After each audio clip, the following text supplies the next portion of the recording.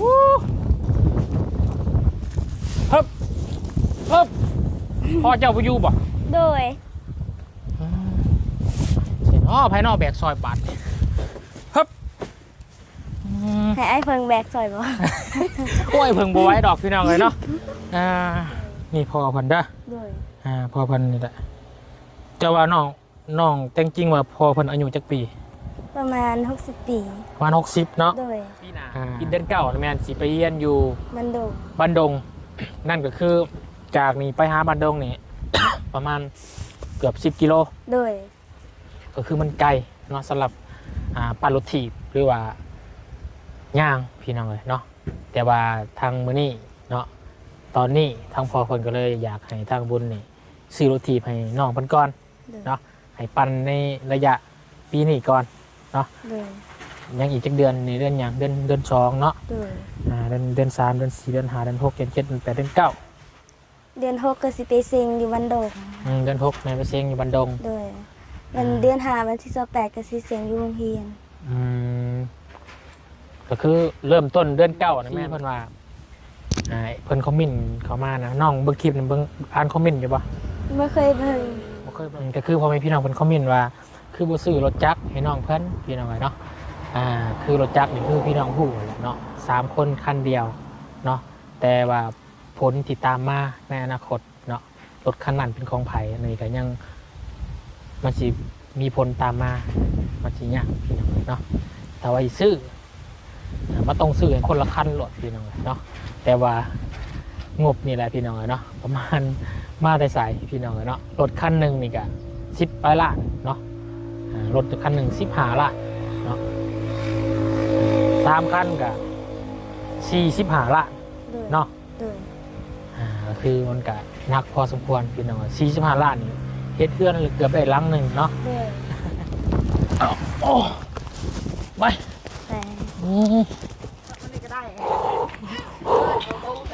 ข้าวมันเกิบเลยนะโอ้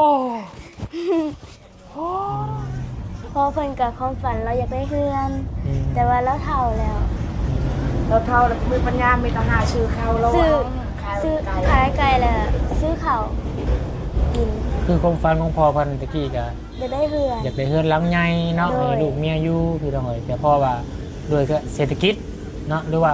เราตั้งมาถึงก่อนโควิด2019อ้ายมานี่ต้องเป็นขอเงินพอเพราะว่าบ่มีแล้วด่าพอแล้วเคยตีน้องนั้นเจ้าพูดนะโดยอ้ายผู้เอาเมียนั่นแหละ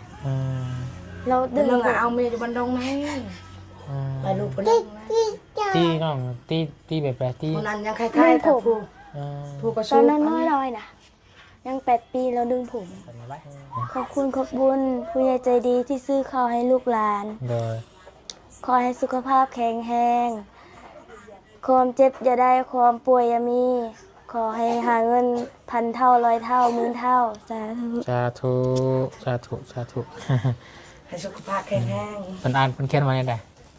ขอบใจนำลูกหลายๆที่เป็นสะพานบุญให้พี่น้องเนาะอันนี้แม่มีกระป๋องยังบ่ฮะโดยพอเก็บมาใช้ผ้าว่าเพิ่มเบิ่งฮะนี่พี่น้องเอ้ยสร้างเพิ่นเก็บเล็กเก็บน้อยแล้วอ้อมไว้บ่ลูกบ่โดยเป็นปีแล้วซื้อเละลิ้นจี่แต่บ่มีเงินสำนี้ก็บ่พอซื้อ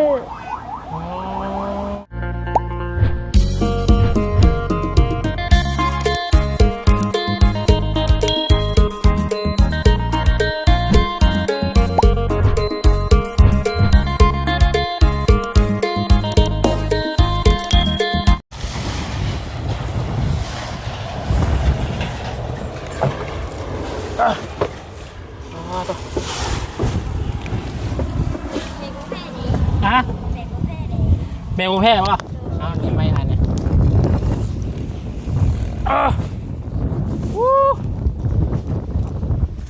ฮึบพ่อเจ้าไปอยู่ป่ะโดยเห็นภายนอกแบกซอยบาทฮึบให้ไอ้เพิงแบกซอยบ่โอ้ยเพิงบ่ไว้ดอกพี่น้องเลยเนาะเอา พี่น้องละมาสบายดีทางป่าลุง ส เพิ่นก่ วั อน สดี โดยสบายดีและสวัสดีเด้อพี่น้องเบิร์ดสุขุสุคน FC ผู้ใหญ่จิบุญเบิร์ดสุขุสุคนพี่น้องเอ้ยพบเจอกันอีกคือเก่าเนาะกับช่อง YouTube ประวุนสารวัตรพี่น้องเอ้ย ผู้สิมือแหง ขนาดซ้ำนี่ก็ยังหอบแล้วย้อนย่างขึ้นผู้เจ้าอีกอุ้ยเนาะ โดย พอดีเนาะทางบุญเองก็มีทางพ่อใจดีเนาะเมื่อกี้ทางบุญลืมให้เบิ่งฮู้เพื่อนเนาะฮู้ผู้ใหญ่ใจบุญเพิ่นได้ดอกเด้อได้ใช้เบิ่งแต่ละคนก็ได้พี่น้องเนาะใช่ได้นี่ โดย นี่พ่อเพิ่นเด้อ โดย พ่อเพิ่นนี่แหละเจ้าว่าน้องแต่งจริงว่าพ่อเพิ่นอายุจักปี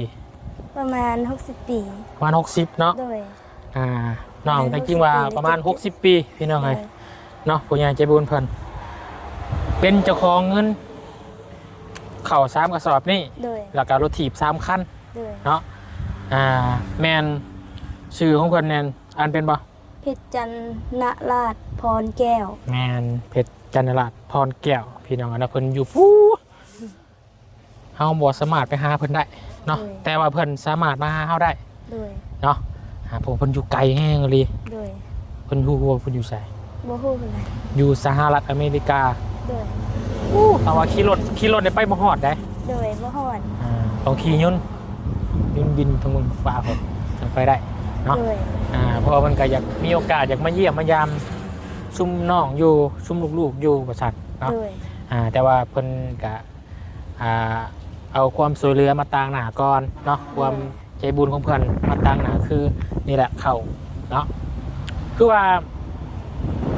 น้องเฮ็ดจบปีนี้แม่นบ่ โดยปีนี้เลยเดือน9สิไปเรียนวันดง ก็คือพี่มีแต่ว่าคือน้องคนว่านี่พี่น้องเนาะเพราะว่าปีหน้าปีเดือนเก้าแม่นสิไปเรียนอยู่ มันดง บันดง นั่นก็คือจากนี้ไปหาบันดงนี่ ประมาณเกือบ10 กิโล โดย ก็คือมันไกลเนาะสำหรับปั่นรถถีบหรือว่าย่างพี่น้องเลยเนาะแต่ว่าทางมื้อนี้เนาะตอนนี้ทางพ่อคนก็เลยอยากให้ทางบุญนี่ซื้อรถถีบให้น้องเพิ่นก่อน โดย เนาะให้ปั่นในระยะปีนี้ก่อนเนาะ โดย ยังอีกจักเดือนในเดือนหยังเดือน2เนาะ โดย เดือน3เดือน4เดือน5เดือน6เดือน7เดือน8เดือน9 เดือน6ก็สิไปเซ็งอยู่วันดง เดือน6ในไปเชียงอยู่บันดง โดยวันเดือน5วันที่28ก็สิเซ็งอยู่โรงเรียน ก็คือเริ่มต้นเดือน9นะแม่นต้องไปไกลกว่าเก่า โดยไปไกลกว่าเก่า ไปไกลกว่าเก่านั่นก็คือรถทีนี่ปั่นหอดอยู่แต่ว่ามันซ่าเนาะ โดยซ่า เพื่อสิฮอดมันเขาเฮียนก่อนเนาะ โดย มาพี่น้องเลยเนาะก็ขอเป็นขอไปนะน้องเนาะ โดย ก็คือ FC เพิ่นว่าเพิ่นคอมเมนต์เข้ามานะน้องเบิ่งคลิปนี่เบิ่งอ่านคอมเมนต์อยู่บ่ บ่เคยเบิ่ง บ่เคยเบิ่งบ่ โดย เขาเบิ่งคลิปตัวเองอยู่บ่ บ่เคย บ่เคยเนาะ โดยน้องยึดโทรศัพท์ไป น้องยึดโทรศัพท์แล้ว โดยน้องผู้หญิงน้อยๆเอิ้น ผู้หลา น้องจริงๆอ่านภาษาไทยออกบ่ บ่ได้ออกปานใด แต่ว่าพออ่านได้อยู่เนาะ โดย ก็คือพอมีพี่น้องเพิ่นคอมเมนต์ว่าคือบ่ซื้อรถจักรให้น้องเพิ่นพี่น้องเนาะคือรถจักรนี่คือพี่น้องฮู้แหละเนาะ3คนคันเดียวเนาะแต่ว่าผลที่ตามมาในอนาคตเนาะรถคันนั้นเป็นของไผอันนี้ก็ยังมันสิมีผลตามมามันสิยากพี่น้องเนาะแต่ว่าสิซื้อมันต้องซื้อให้คนละคันรถพี่น้องเนาะแต่ว่างบนี่แหละพี่น้องเนาะประมาณมาได้ใส่พี่น้องเนาะรถคันหนึงนี่ก็10 ล้านเนาะรถคันหนึง15 ล้านเนาะ3 คันก็45 ล้าน โดย เนาะ โดย ก็คือมันก็หนักพอสมควรพี่น้อง45 ล้านนี่เฮ็ดเพื่อนเกือบได้หลังหนึ่งเนาะ โดย นี่แหละพี่น้องปัญหาเนาะนี่แหละก็คือเอาปัจจุบันสำคัญกว่าเนาะ เข้า คือนี่แหละ โดย เขาน้ำซ้ำปลาพอได้ประคองประทังชีวิตเนาะในครอบครัวพอได้มีอยู่มีกินเนาะนางเนาะ โดย ก็คือมื่อนี้แหละพอเพชรจันทราช จันทราชเนาะ โดย พรแก้วเพิ่นก็เลยให้น้องกระสอบหนึง โดย นะให้ครอบครัวน้องเพิ่นได้แล้วก็ให้น้องใจดีกระสอบหนึงเนาะอยู่เพื่อนน้องใจดีเพิ่นก็คือแม่เพิ่นแหละเพื่อนน้องคนนี้คืออยู่พุ่นเนาะ โดย อันนี้แม่นเพื่อนของแม่เฒ่า โดย เนาะก็คือเดียบูนสิไปมอบให้น้องเพิ่นเพื่อนสิเบิ่งยังบ่เคยไปเพื่อนน้องแต่งจริงจักเทื่อ โดย นี่แต่แนมเห็นซื่อตั้งมาจักปีละนางเนี่ย 10 กว่า 10 ปีแล้ว โอเคมันแดดพี่น้องเอ้ยเดี๋ยวให้ทางน้องแจ้งจริง เป็นตากล้องให้นะบ่าวเด้อ โดย แล้วสิแบก โดย เดี๋ยวก่อนพี่น้องแป๊บนึงเอาตากล้องบ่าวบุญเด้อ โดย ระวังล้มเด้ บ่ได้แบกกระโดดเลยพี่น้องเอ้ย3 กระสอบเพิ่นนี่แห้งก่อนปึ๊บเอาโอ้ไป แต่ ใจปึ๊บโอ้ยสิฮอดอยู่บ่ข่อยบานนี่ น่าสิบ่ฮอด เมิบจักรถใหญ่มากเลย โดย โอ้รถใหญ่มากหลายท่าน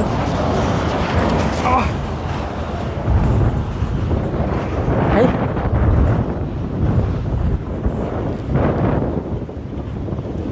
เดินไว้ในรถคนข้ามทางไป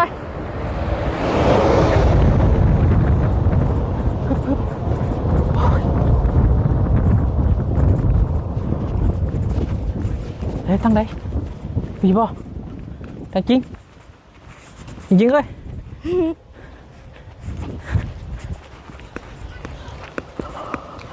อันนี้บ่นั่ง โดย ใช่โอ้ใช่วันนี้ก็ได้เอาข้าวมันเกิบเลยนะ โอ้โห ใจละลายเด้อ ขอบใจละลาย อันนี้พ่อแม่นะ โดยแม่ นี่น้องสาว บ่ โดย โอ้สบายดีเลยแม่เด้อสบายดีใช้ปะพากันนั่งอยู่ในกับลูกปะพาน้อง เดี๋ยวไอ้เด้อ พอแล้วเนอะ นั่งนี่ก็ได้นั่งใกล้ครับโอเคพี่น้องเลยโอ้จะค้นน้องเนี่ยอันนี้นบ่น้องอยู่โทรศัพท์ไว้นะ แม่นี่คุณนึงไปแล้วแต่คนมันตอน นี่โทรศัพท์ผู้ที่สอง โทรศัพท์น้องผู้นี้ยืด โทรศัพท์เอื้อยให้ เดี๋ยวตีโทรศัพท์ลายเด้อจอยได้คนตีโทรศัพท์นะเห็น บ่ บ่ ในโทรศัพท์ผู้กระอายพุ่นอยู่พุ่นเอาเมียจะบันดงข้างใน อ๋อ บ่มีเงินซื้อดอก อ่า ข้าวกินยังบ่มี โอ้ใช้เขาวน้ำซามปลาอยู่ใช่ ข้าวอายให้เมื่อวานนั้นว่า200อ่ะ นี่อ๋อ เขาเป้าหนึ่งนะ ทางเบาเชียง โดย เบาเชียงเพันเอาใหาย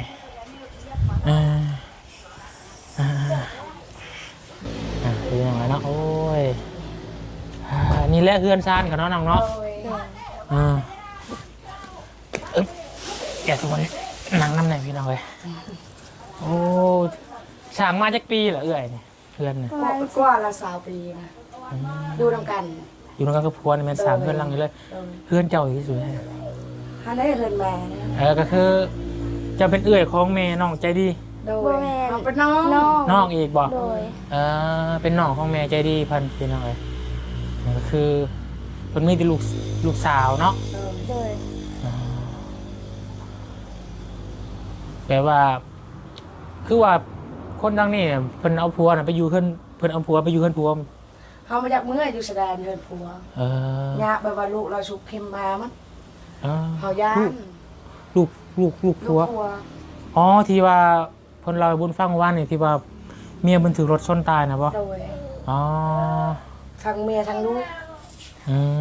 ก็มีแต่คนกินยาเนาะ โดย ก็เลยอยากอยู่ โดย ก็เลยพาลูกพาเต่ามาอยู่ที่ โดย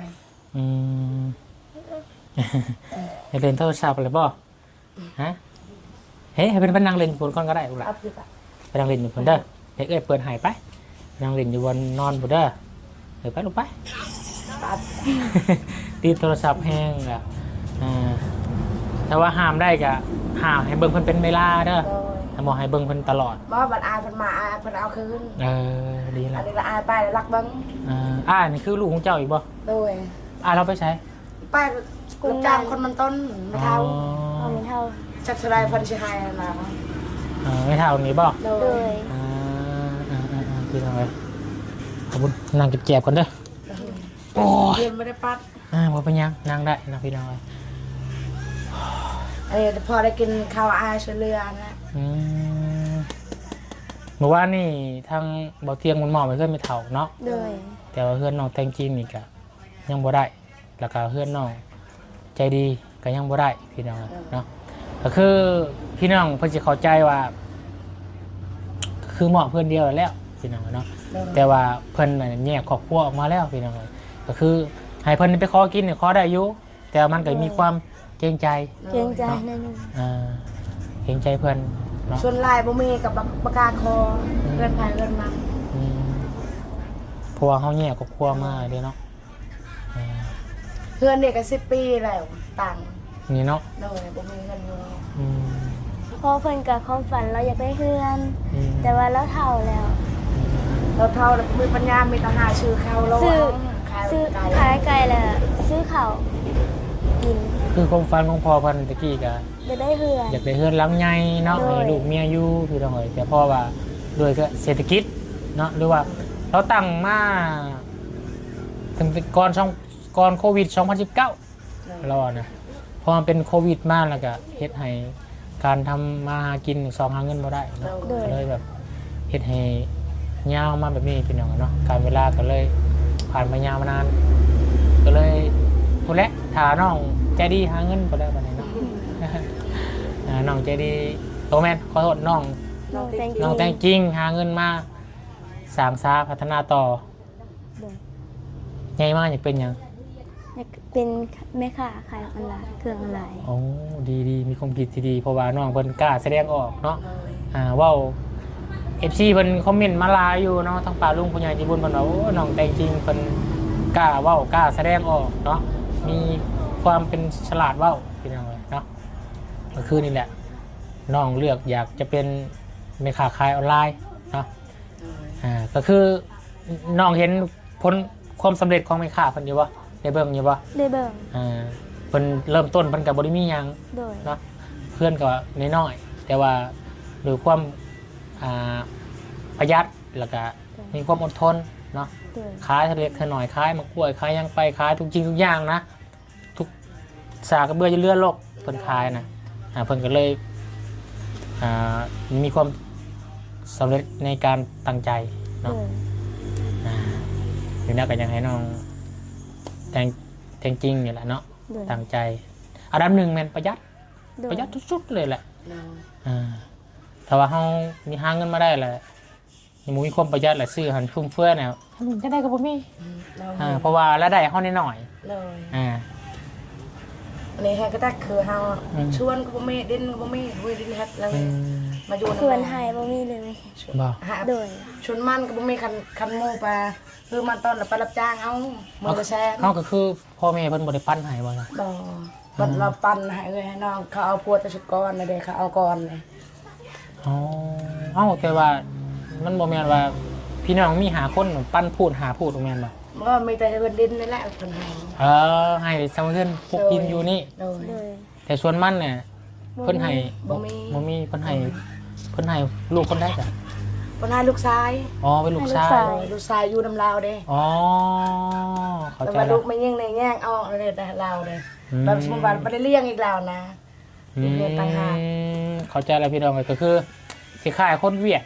กับคนจีนเนาะเพิ่นคนเวียดเนี่ยพี่น้องเพิ่นสิผู้ชายนี่สิเลี้ยงพ่อเลี้ยงแม่ โดย แต่ว่าคนทั้งบ้านบ่บุญน่ะ ผู้หญิงเด้ โดย คือบุญนี่บ่อยู่นำเมีย เอา อยู่นำเมียอยู่ดินนาเมียเบิด ทางเราเทิงตั้ง ดังนั้นต่าง เราเทิงผู้ชายเลี้ยงแม่ ก็คือเพิ่นมอบดินนอนตะหญ้าสวนสวนมันสวนหยังให้ผู้ลูกชายเนาะ โดย โดย เพราะว่าเพิ่นที่อยู่ดินกกดินข้าวเด้ โดย เลี้ยงพ่อเลี้ยงแม่เด้คือผู้หญิงนี่เพิ่นสิก็คือ เจ้าเดี๋ยวผัวก็ไปอยู่ในผัวเนาะแต่ว่าอยู่ในผัวอยู่บ่ได้ก็จะเป็นต้องมา อยู่ในผัวย่านลูกผัวชุบยามาเลยมาอยู่คอยอยู่ในผัวนะแม่คอยเดินอยู่ ผัวก็ถามเราว่าเจ้าได้ลูกจักคนเราว่า10แล้วว่า 10 ผัวอยู่พุ่น6หรือ4 ด้วย ก็คือ เราก็อยู่น้ำลูกเราก็ทุกอย่างเธอได้กินข้าวเธอไม่ได้กินลูกเราคันลายหาเงินหนึ่งในมัดลูกคอปานให้ลูกคอไปได้ลูกด่าขึ้นมาลง ทลายเนาะ บานให้ ญาติบ่เฮ็ดหยังญาติบ่เนาะ ยาน สุกรโน้ตอนยังตัวนี้ยังน้อยอ่ะลูกเรามาคูอยู่พี่ แล้วตีดู ยามเราบีบคอคนเฮ็ดนี่คอยถือผ้าอีนี่บางนั้นยังน้อยผู้ชายบีบคอเขาขึ้นตายแล้วคอยน้องไปซอยเขาบอกว่า อันตรายนะบ่ว่าสิอยู่ไสพี่น้องเนาะเขาครอบครัวไปกับญาติตัวนี้เนาะมีแต่เลี้ยงเอาแล้วเนาะจำเป็นต้องมาอยู่พี่น้องไปรับจ้างเขาเนาะ ทั่วเท่าแล้วคันลูกใหญ่แล้วว่าไปหารับจ้าง เจ้าก็เท่าดีพอแล้วเนาะประมาณเขา60กว่าแล้วจัก โดย กว่าแล้วอ๋อขอยเห็นแล้วอ้ายเล่าผู้เมื่อกี้น้องเจ้ามันบ่ โดย ฉะนั้นบ่เราไปรับจ้าง โดย มันนี่ก็ไปมันมือไป ประมาณ5-6 ปีเนาะ 10 ปี12 ปี ช่องปีละมัน น้องนี่10เท่าไหร่ 14 14 โดยเท่ากับน้องจีดีเลย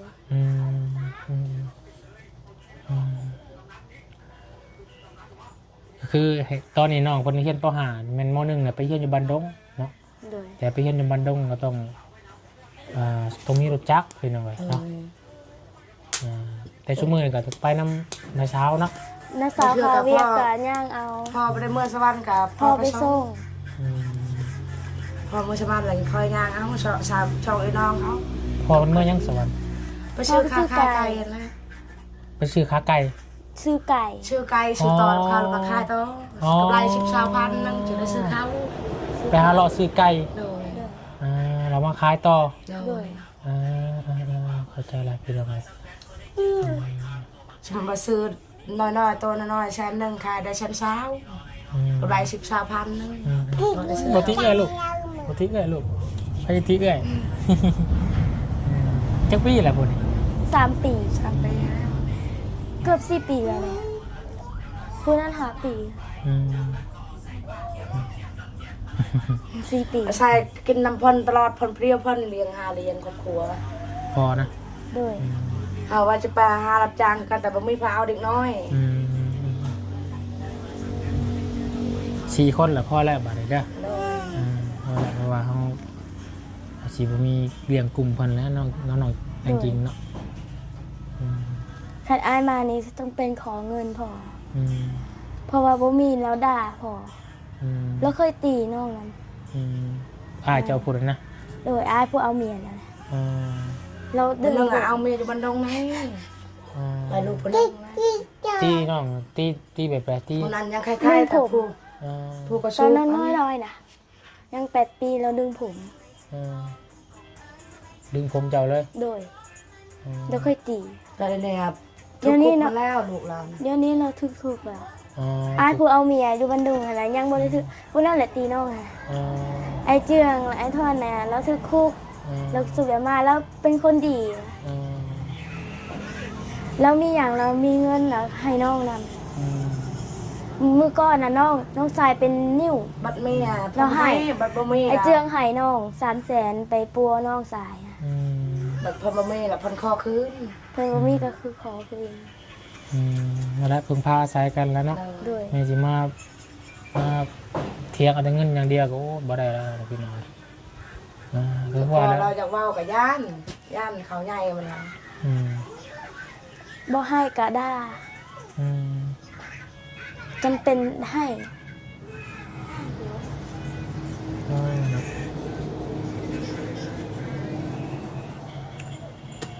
แม่สู้ๆเอาละเนาะทางน้องก็ได้สู้ๆเอาเนาะเดี๋ยวทางอาวุธกับทีมงานกับสิคอย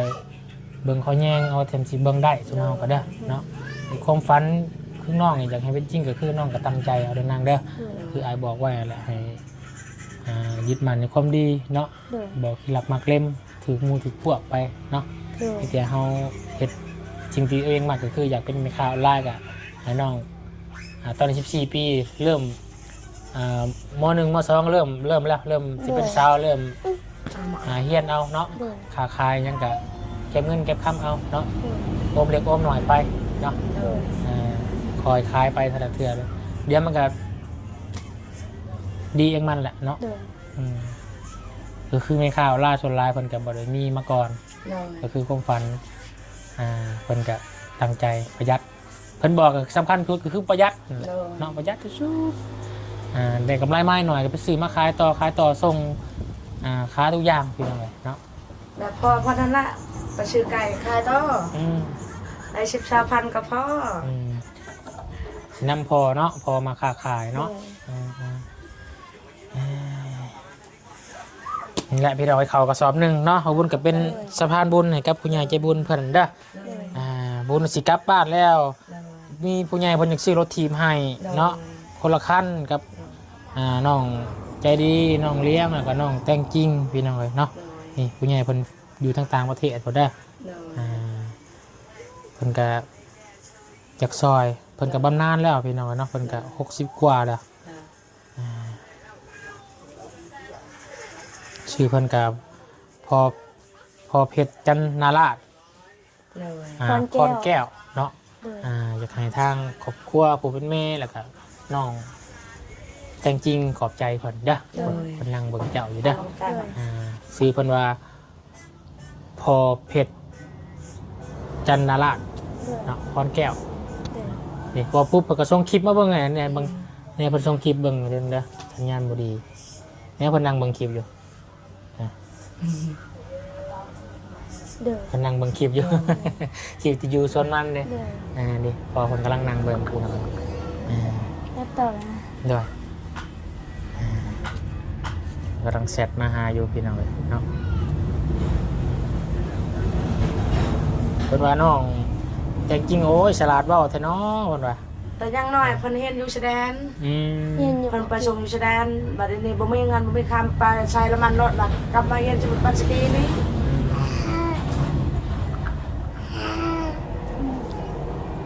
จำเป็นแล้วเนาะนอนกันอยู่นี่4 คนเนาะ6 คนบ่ทางแม่ทั้งพ่อแม่6 คนเขาก็ได้ซ้ำนี่เนาะทางมันจะเบาเสียงมันมาให้พี่น้องเลยเนาะเป็นข้าวเจ้าข้าวเจ้าป่ะข้าวเจ้าอยู่ในช่องทงมีข้าวเจ้าอีกเนาะมีแต่ฝากทางน้องขอบใจทางพอเพชรจันนาราชเด้อขอบใจเป็นไว้ขอบคุณขอบบุญผู้ใหญ่ใจดีที่ซื้อข้าวให้ลูกหลานขอให้สุขภาพแข็งแรงความเจ็บอย่าได้ความป่วยอย่ามีขอให้หาเงิน1,000 เท่า100 เท่า10,000 เท่าสาธุให้สุขภาพแข็งแรงเป็นอ่านเป็นเขียนไว้ยังไงขอบใจนำลูกหลายๆที่เป็นสะพานบุญให้เป็นเบิ่งคลิปได้ที่ไปแจ้งชุมน้องอยู่สวนเนาะสิไปแจ้งซื้อรถทีบให้ซื้อข้าวให้คนละ3 สอบเนาะแล้วก็เพิ่นก็ว่าเดี๋ยวบริหารจัดการเงินถ้ามันเหลือสำใดก็สิเอาเป็นเงินสดไปให้เนาะผมจะไปซื้อรถทีบให้ก่อนเนาะให้น้องเก็บออมไว้แล้วเนาะไว้ไปทำเฮียนจ้ะ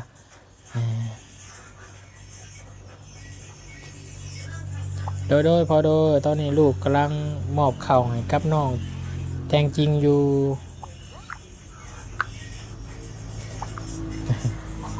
ถ่ายคลิปกันแล้วบ้างกันสบายดีพอสบายดีมีผู้แม่เพื่อนกำลังมอบข้าวกระสอบหนึ่งพอมีแต่นั้นแล้วก็น้องได้ทางนาบาวสิไปมอบข้าวให้กับน้องใจดีแล้วก็น้องเลี้ยงอีกผู้ละกระสอบเนาะวุ้นแบกไป3 ส่วนเนาะจะพอคนเป็นคนครอบครัวเลยเด้เนาะอันนี้ก็ขับใจละลายแล้วได้กินข้าวเลยกลุ่มได้จังมื้อนี่50 โลนี่บ่ฮอดดอกเดือนนึงประมาณทิศนึงทิศปลายเนาะได้ชาโอเคเด้อนาบาวไปทั้งคลิปต่อก่อนเนาะสบายดีพี่น้องเนาะมาพี่ออกมาพี่ละฟองไว้คล่องแคล่วพี่น้องเลยชมแล้วจะเป็นแม่ค้าออนไลน์เนาะ พี่น้องกันเนาะอันนี้แม่อู้มีกระโปรงกระป๋องอีหยังบ่ฮะ โดยพอเก็บมา โอ้ใช้ผ้าว่าเพิ่มเบิ่งฮะโอ้นี่พี่น้องเอ้ยสร้างเพิ่นเก็บเล็กเก็บน้อยแล้วอ้อมไว้บ่ลูกบ่ โดย อืม เป็นปีแล้ว ไปซื้อเลยฮะ ซื้อเละลิ้นจี่ อืม แต่บ่มีเงินสำนีก็บ่พอซื้อ โอ้ยพี่น้องเอ้ยบ่บุญที่จื้อไว้บัดนี้กินแล้วสิบ่ทิ่มสิเก็บมาไว้ให้น้องนี่เจ้าก็เก็บมาแน่บ่นี่นะ เก็บมาแน่ เก็บน้ำกันซอยกันเนาะ โดย เป็นซางเก็บกระป๋องเป็นหน่อยเนาะทำมันได้หลายโล โดย จะได้ ดินนี่ก็คือขุดเอง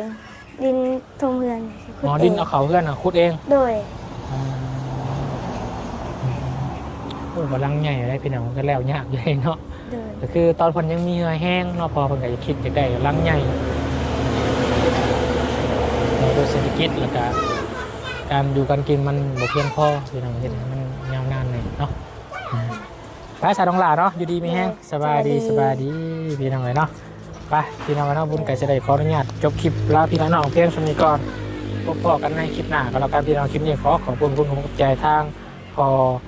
เพชรจันนาลาดเนาะพรแก้วอยู่ทางต่างประเทศเนาะเดี๋ยวทางบุญเพชรพันธ์บุญไห้เด้อขอพออยู่ดีไม่แห้งมีสุขกายสบายใจเราจะจากโรคภัยไข้เจ็บทั้งรวมพี่น้องเนาะไป